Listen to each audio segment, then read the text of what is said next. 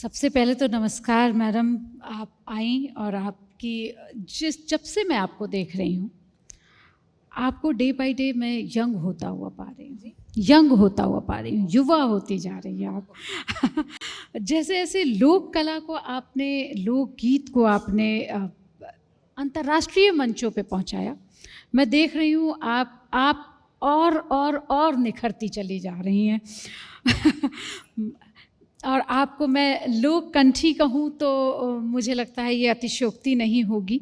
आप सिर्फ गाना नहीं गाती बल्कि पूरी परंपरा को अपने साथ लेके चलती हैं। और अगर मैं आपसे ये पूछूं कि जब शहर में संगीत था, शोर था, जैज़ था, उस समय में आपको लोक संगीत लेके जब आप निकली तो वो कितना चुनौतीपूर्ण था? सबसे पहले तो इतनी सारी तारीफ़ों से के साथ शुरू करने के लिए बहुत बहुत शुक्रिया। मुझे लगता है कि एक बहुत बड़ी भ्रांति है हम सबके लोगों के मन में भी कि लोक कला या लोक संस्कृति गाँव की थाती है। ऐसा नहीं है। लोक कला, लोक कलाएँ जिसमें लोकनाट्य, लोकगीत, लोक कथाएँ, लोकव्रत, लोकाचार सब आता है, ये हमारी संस्कृति है जो गांव, शहर, परिवार सब जगह एक समान पाई जाती है। और जाहिर है पहली पाठशाला घर है तो घर से ही इसकी शुरुआत हुई। दादी को देखा, ताई जी लोग को देखा, माँ को परिवार में सबसे शिक्षित होने के बावजूद बहुत झुककर, बहुत अदब के साथ हमेशा हमारी ताई जी लोग के सामने और हमारी दादी के सामने झुक करके बहुत सम्मान करते हुए देखा, उनसे सीखते हुए देखा।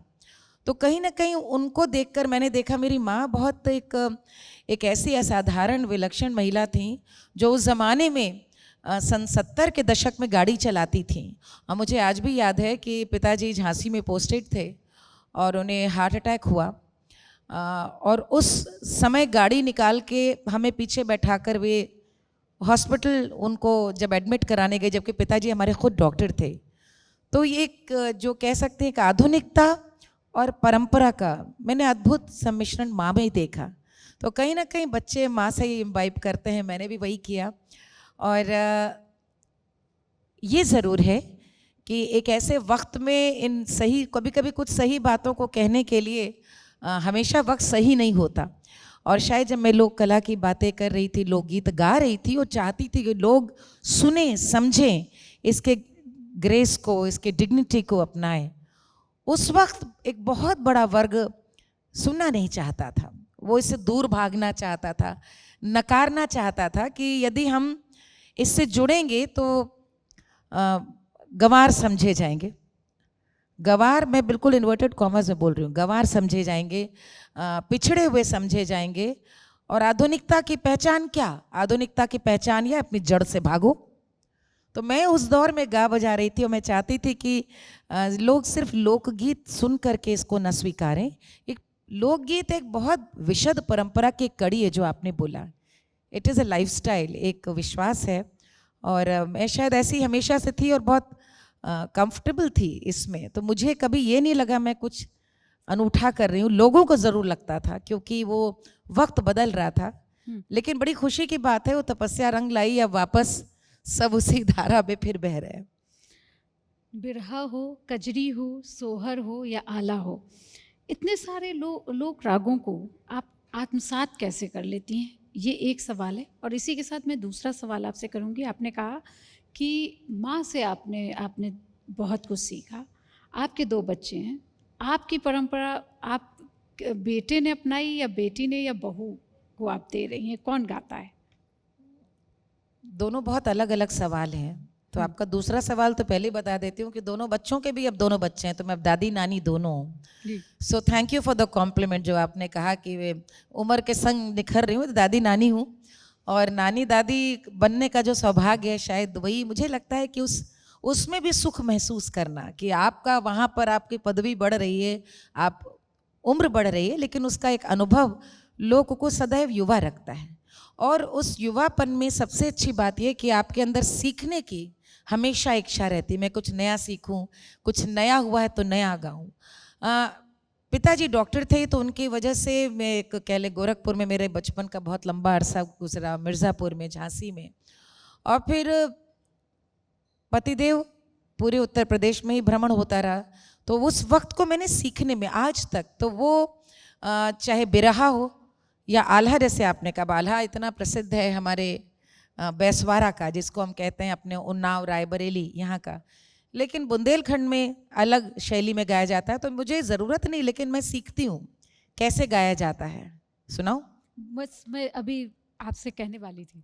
जैसे कि आप लोग शायद पता नहीं कितने लोगों को ये मालूम होगा, लेकिन हनुमान चालीसा या रामचरित मानस की जो मूल धुन है वो आल्हा की है। आल्हा की सबसे बड़े जो उसका गुण है वो ये कि बहुत गेय है, तो आपको तुरंत याद होता है। और अधिकतर इसमें गाथा गायन है, यानी एक पूरा जिसे आप बोलते हैं बैलेड सिंगिंग। तो जैसे मंगल भवनिया मंगल हारी दवहु दशरथ अजर बिहारी, भूत पिशाच निकट नहीं आवे, महावीर जब नाम सुनावे। ये आल्हा है, ये आल्हा की धुन है। आल्हा की धुन है, इसलिए हनुमान चालीसा हो या रामचरित मानस हो, उसका पाठ लोग बहुत सहजता से करते हैं क्योंकि वो जबान में याद है। लेकिन हम लोग गाते हैं जैसे मंगल पांडे अमर शहीद के आज कहूँ दस्तान सुना, अरे बैरकपुर मां रहन सिपाही बहुत रहन बलवान सुना, एक दिन बोलन मंगल पांडे न छोड़ बुआ पर धर्म सहा, अरे धर्म की रक्षा खातिर उनके कूद गए में हार बहा। तो ये एक शैली है। और जो बुंदेलखंड की शैली है, जैसे उसमें हम लोग गाते हैं कि बहुत लड़ैया महुबा वाले जैसे हार गई तलवार। तो ये चूंकि आल्हा उदल थे महोबा के, लेकिन आकर लड़े किसके लिए? कन्नौज में जयचंद पृथ्वीराज चौहान के पास। तो महोबा से यहाँ की यात्रा है, लेकिन उनकी धुन अलग है। जैसे जब राजा रामचंद्र चढ़े गढ़ लंका,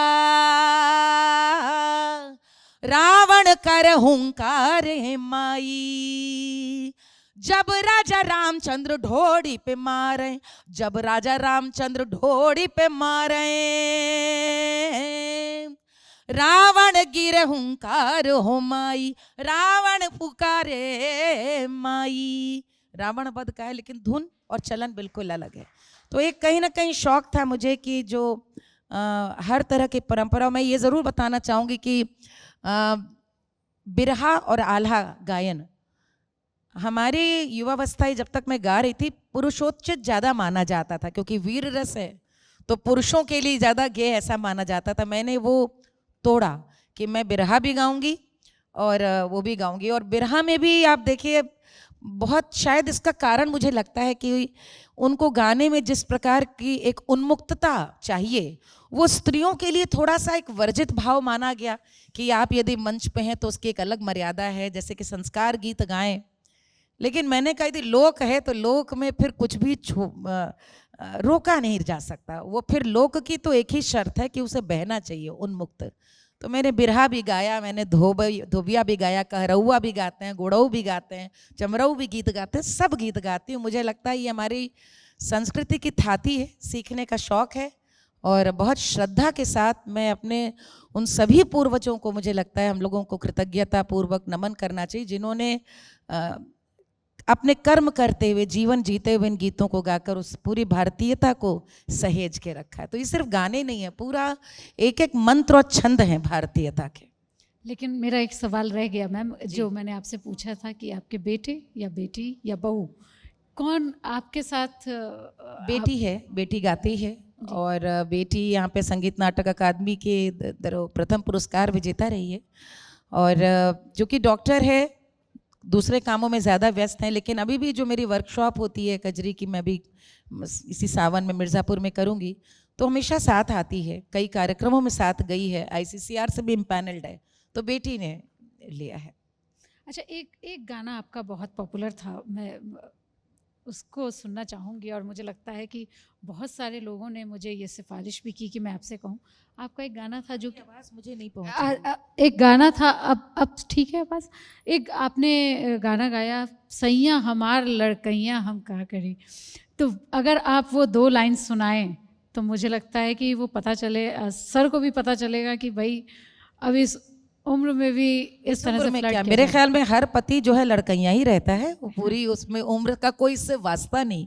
12 साल में ब्याह हुआ, पति की उम्र कैसी हुई, सारी पत्नियां इस बात को तो स्वीकारती हैं। पति तो बहुत सोचकर गाने बनते हैं। जी। लेकिन मुझे लगता है ये गाना, जब मैंने इसको एक रियलिटी शो में इसको मुख्य धारा पे गाया था, तो मैंने सोचा नहीं था कभी गाना इस तरह से मेरी पहचान बनेगी। मुझे बस ये गाना ऐसा लगता है कि एक इतना बड़ा सार्वजनिक ऐलान है कि शायद आज भी शायद पढ़ी लिखी तथा कथित आधुनिक स्त्रियां भी शायद जिस बात को कहने से परहेज करेंगी, एक सार्वजनिक श्रृंगार का इतना सुंदर ऐलान है कि मेरी पति मेरी बात नहीं समझता। मैं इसे कितनी अपनी बात कहूँ, वो प्रणय निवेदन है, लेकिन पति अभी भी लड़कइयां है, तो वो इट्स सो रेलिवेंट। आप चाहती हैं गाऊं? हाँ, मैं तो ज़रूर, और मुझे लगता है कि सभी इंतज़ार कर रहे हैं। अरे हाय बाली उमरिया में ब्याह किया आई, अरे मैं भोली सैया नादान, अरे कैसी विपत पड़ी गुइया कछु न बूझे नादान, सैया मिले लड़कैया मैं का करूं, सैया मिले लड़कैया मैं का करूं, सैया मिले लड़कैया मैं का करूं, सैया मिले लड़कैया मैं का करूं, 15 बरस की मैं गौने पे आई, सैया उड़ावे कनकैया मैं का करूं, सैया मिले लड़कैया मैं का करूं। बहुत खूब मैम, बहुत खूब। समय बहुत कम है, लेकिन आखिरी सवाल एक और है। आज भी कोई ऐसा लोक संगीत है क्या जिसको गाते हुए आपकी आंखें नम हो जाती हैं? सारे गीतों को, बस विषय पर और उस मौके पर। देखिए, लोक का अर्थ ही यही है कि वो तीनों लोकों के जड़ चेतन सबके मनोभाव जब आपके भीतर समाविष्ट हो जाएं, जब आपके गायन में समाज का चिंतन, उसका दुख, उसका सुख, उसके भाव शामिल हो जाएं, तो आप यदि एक बेटी की विदाई गा रही हैं तो आपको कभी अपनी विदाई याद आती है, फिर अब अपनी बेटी की विदाई याद आएगी। आप यदि एक ऐसा गीत गा रही हैं जहाँ पर एक बेटी विदा होते हुए कह रही है कि बाबा नीम के पेड़ को मत काटना, क्योंकि नीम के पेड़ को काटा तो ये चिड़ैया कहाँ जाएंगी, तो वो कभी किसी पर्यावरण की रक्षिका किसी बेटी ने अपनी विदाई में कहा, लेकिन हमेशा उसको गाते हुए आपका भाव विभोर हो जाती है और आपका गला रूंझ जाता है, क्योंकि वो आप गा ही नहीं रहे हैं, आप किसी के कहे हुए को कंठ के माध्यम से अभिव्यक्ति दे रही हैं। और यदि आप भावुक नहीं हुई, यदि आपका गला नहीं रूंधा, तो सिर्फ शब्द है, वो लोकगीत नहीं हो सकता। लोकगीत माने जो सोच कर किसी ने गाया, कहा, आप जब गाएं तो आप उसका कंठ, उसका स्वर बने, आप समाज की वो चेतना बने। मैं उस गीत को आपको सामने प्रस्तुत कर रही हूँ। बिल्कुल मैम। बाबा निमिया के पेड़ जनी काटे ओ बाबुल, निमिया पे चिड़ैया के बसेर, बलैया ले हूँ बीरन की बाबुल, बलैया ले हूँ बीरन की। बाबा सागरी चिड़ैया उड़ी जई है, अरे रही जई है निमिया केर, बलैया ले हूँ बीरन की। बाबा निमिया के पेड़ जनी काटी ओ बाबा, निमिया पे चिड़ैया के बसेर, बलैया ले हूँ बीरन की बाबुल, बलैया ले हूँ बीरन की। बाबा निमिया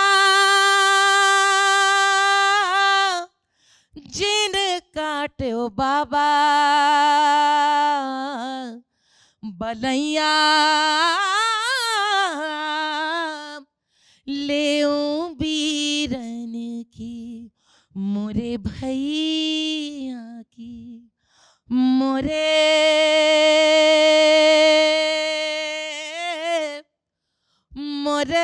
बीरन की।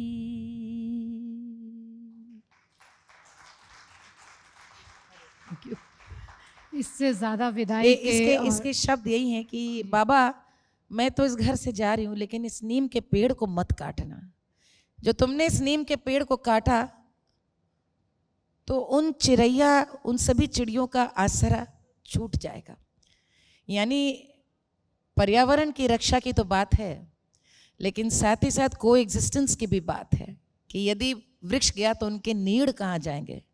बाबा सगरी बिटैया घरे जई हैं, रही जई है माई अकेर, बलैया ले। मैं अपने भाई की बलैया लेते हुए जा रही हूँ, लेकिन बाबा इस नीम की रक्षा करना। आज जब हम पर्यावरण का संदेश विदेशी एजेंसियों से सुनते हैं तो कुछ अच्छा नहीं लगता है, क्योंकि भारत प्रकृति के संग रहने की ही संदेश को, सारी पूजा आराधना व्रत त्योहार प्रकृति के आराधना के, तो उन गानों में जब इन्हें गाती हूँ तो मैं तो बस एक थोड़ा सीखा है तो एक माध्यम हूँ, लेकिन न जाने किसने रचा महान एक संस्कृति के माध्यम। जब लोक संगीत को इस दृष्टि से कोई देखने लगे तो इंडिविजुअल वाली बात ही नहीं रह जाती कि मैं गा रही हूँ, मैं सिर्फ माध्यम हूँ।